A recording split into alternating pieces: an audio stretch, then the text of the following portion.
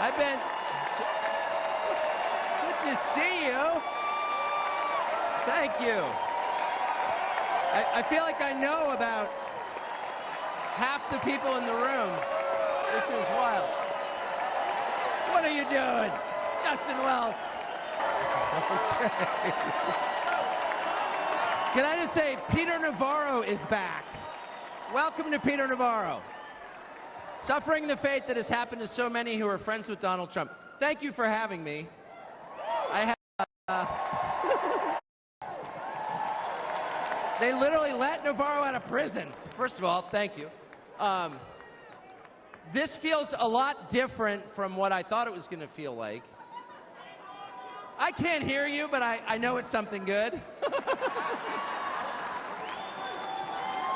So, I watched the video of what happened in Butler, Pennsylvania about 50 times. I think I was one of about 8 billion people around the world who watched it. And the more I watched it, the more it struck me that everything was different after that moment. Everything. And this convention is different. The nation is different. The world is different. Donald Trump is different. When he stood up after being shot in the face, bloodied, and put his hand up, I thought at that moment, that was a transformation. This was no longer a man. Well, I think that. I think it was divine intervention. But the effect that it had on Donald Trump, he was no longer just a political party's nominee or a former president or a future president. This was the leader of a nation. And I think there's a difference. I've spent most of my life in Washington, where the president is at the top of the pyramid. Everyone wants to be the president. But if you think about it, the presidency comes with great power, obviously. But if you think about it, that is a title that is bestowed by a process of some sort that can be subverted. And in the end, it does not confer by itself, as no title does, legitimacy. My dog, the CEO of Hewlett-Packard, it doesn't mean she is. You know, it's true. And you hate to say it, but it is also true, as a fact, that you could take, I don't know, a mannequin, a dead person, and make him president. No, you could. You could. I'm just saying, theoretically possible. With enough cheating, that could happen. But being a leader is very different. It's not a title. It's organic. You can't name someone a leader. A leader is the bravest man. That's who the leader is. That is true in all human organizations. This is a law of nature.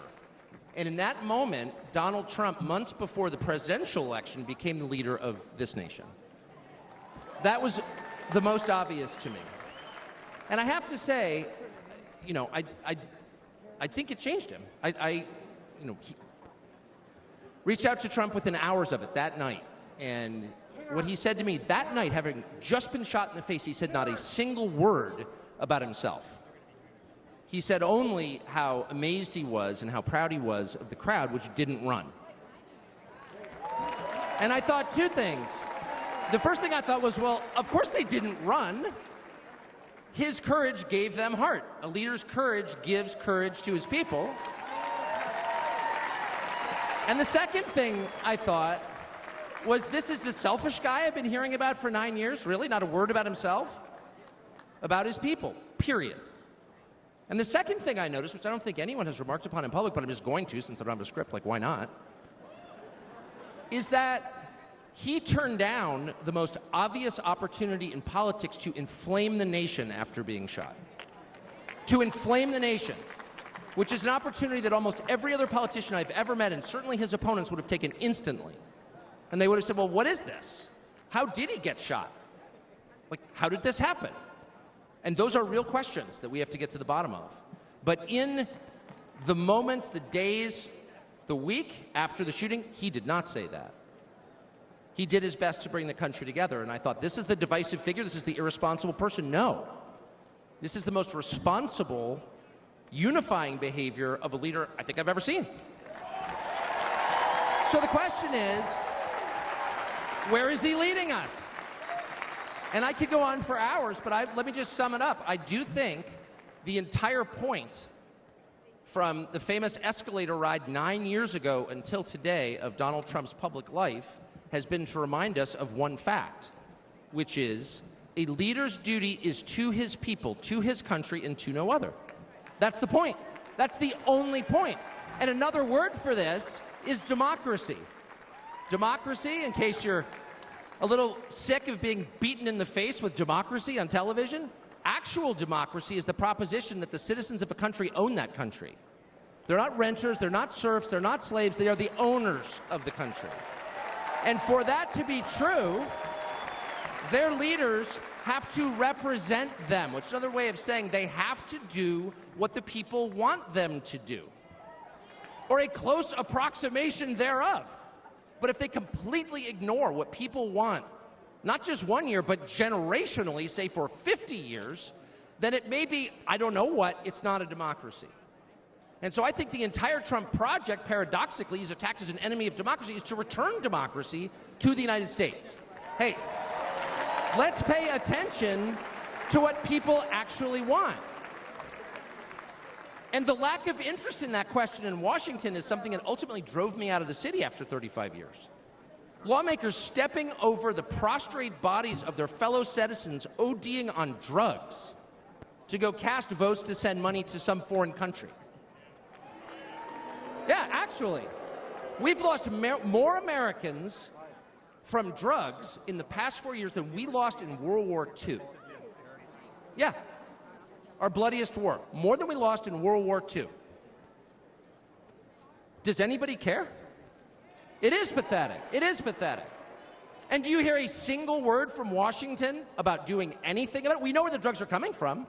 We know the supply routes. The U.S. military spent billions bombing the Ho Chi Minh Trail. You don't see our commander-in-chief suggesting that we use our military to protect our country or the lives of its citizens. No. That's for Ukraine. And it's too much, actually. It's too insulting. It's too insulting. It's a middle finger in the face of every American. It's a very clear statement, which is unmistakable. And that is, we don't care about you. And Donald Trump, whatever you say about him, and I think he's a wonderful person. I know him well. By the way, the funniest person I've ever met in my life, actually. You can't be funny without perspective or without empathy, which is true. But everything else about Trump aside, he actually cares because he's interested in the people who live here because that's his job. A father's job, his duty is to his family. An officer's duty is to his men. A president's duty is to his citizens. And he seems to be the only one who thinks that. And in his choice for vice president, J.D. Vance, he's made that really clear. J.D. Vance, I'll say this about him, is a thoroughly decent man, and I'll just admit it, a friend of mine, one of the very few politicians in Washington who actually is very close to his own wife, which is wonderful to see. And she's wonderful, actually. But J.D. Vance has views that are closer to Trump's voters than anyone else in Washington in office. Therefore, he's the vice president. That's called democracy. So I will stop on just one point, and that is what's happened over the past month since the debate, and particularly on Saturday in Butler. I think a lot of people are wondering, what is this? This doesn't look like politics. Something bigger is going on here. I think even people who don't believe in God are beginning to think, well, maybe there's something to this, actually. And I'm starting to think it's going to be okay, actually. I do think that. In the day after the midterm elections in 2018, Antifa came to my house. The Democratic Party's militia, okay? I was at work. It was obvious when I was at work because it was public. My wife was home alone. They tried to come in through the front door. They terrorized her. She hid in our pantry. It was on television. It was horrible, actually. It was, I mean, I'm not whining about it. I wasn't getting shot in the face, but it wrecked our day. And the next morning, we're lying in bed, and the phone rings for my wife, and it's Donald Trump, who's not like a regular text buddy of Donald Trump's. She picks it up. Hello? Susie, it's Donald Trump. And it's coming through. I could hear it. You know, I'm lying in bed. Whoa. And the first thing he says is, I'm going to stand guard outside your house. And she goes, oh, it's so nice. And he says, I'll never forget this as long as I live. He says, there's a lot of hate out there. And she said, there is, Mr. President. And then he says, but there's a lot of love. There's a lot of love. And we are seeing that love. I don't think it's human love.